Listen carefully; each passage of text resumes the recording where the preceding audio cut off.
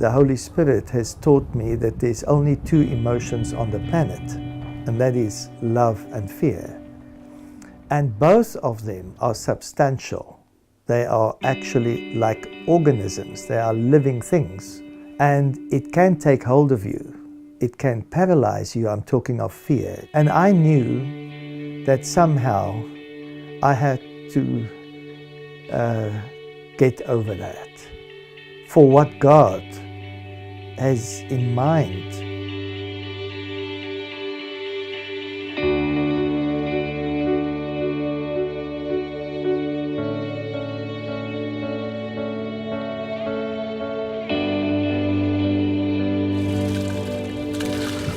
We realized that these people, they have needs, and they are real people. And the children are really hungry. Somebody have to do something about that, and we were there. Hallo julle, hoe gaan dit? We just fell in love with the people in the community, and we suddenly realized we must actually come and be part of the community. And that only happened in '97. Then we decided to come and live amongst the people.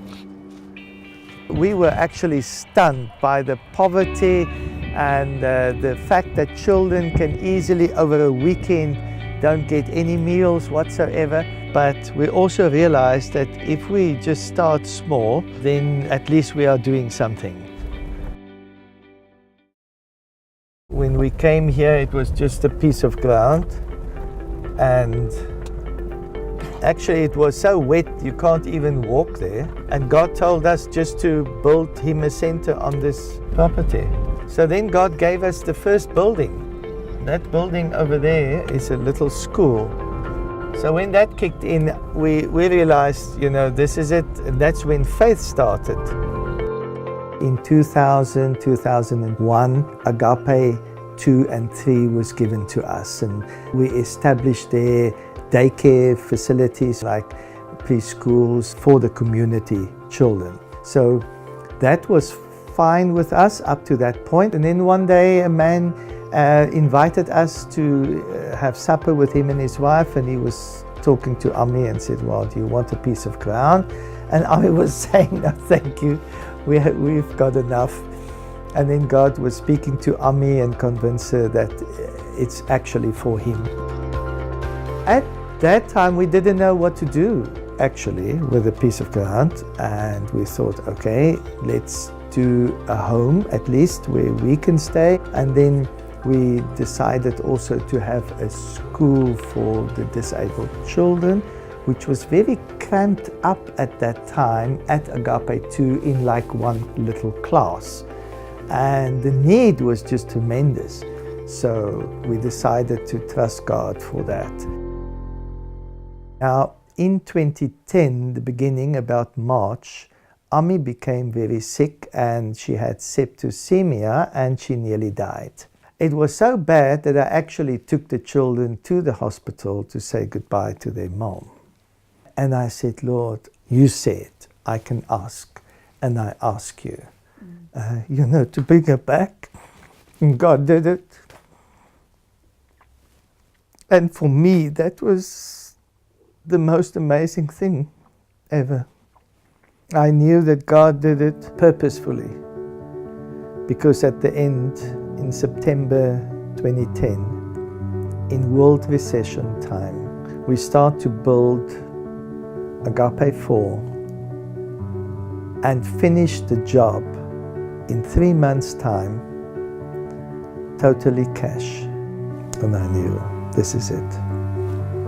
We shifted the children's home, who was at that time at Agape 2, down to Agape 4, so that the development of Agape 2 can all be for special needs children, the whole of it. So there's now the school there, and then the new home, as you've seen, that we have renovated for the special needs children, the residential care children.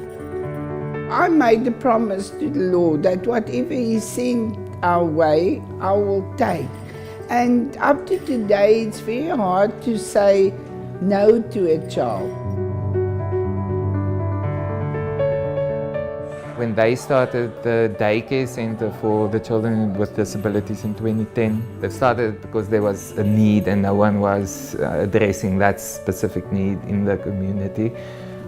Especially with disability, I think it's still seen in this specific community and in a lot of communities and cultures as some sort of curse, and people are very afraid and ashamed of it, and if your child is disabled you hide them away in some shack or something. In this whole district, we're the only center providing some sort of service to children with disabilities.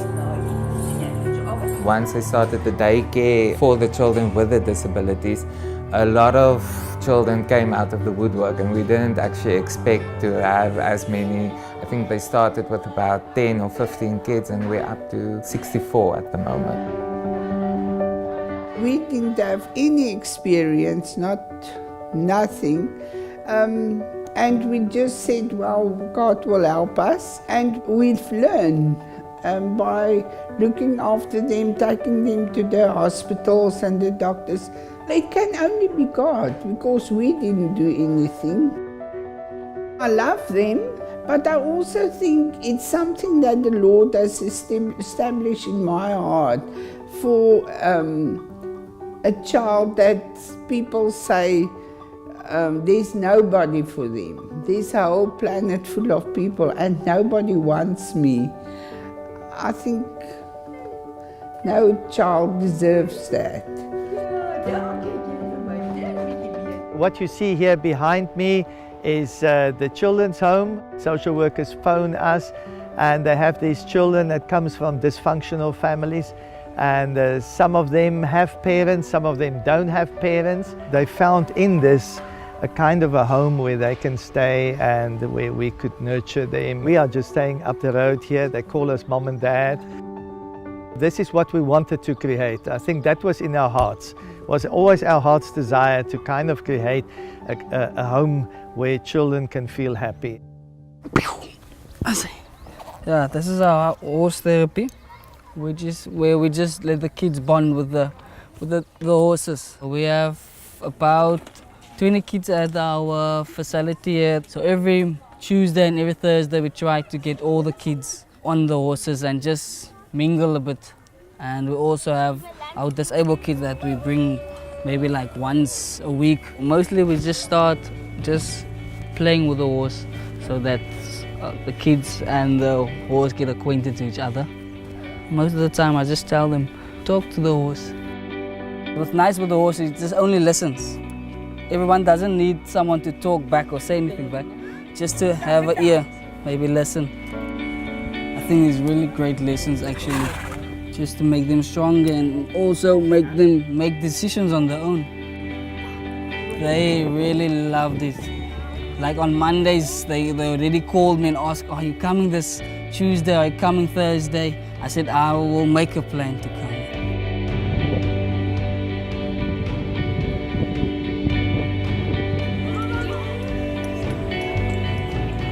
When we moved in at Agape 4, God has finally removed fear from me and Ami.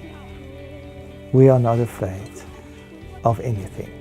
We will never be irresponsible, but the bottom line is we can continue until whenever. I always ask myself a question. Why would God have done all of these things? For what? I mean, it's not to show off or to do, there must be purpose in it. So what he wants to do with Agape further on, I don't know. But one thing is for sure, the legacy will never die because it's not human. It's eternal.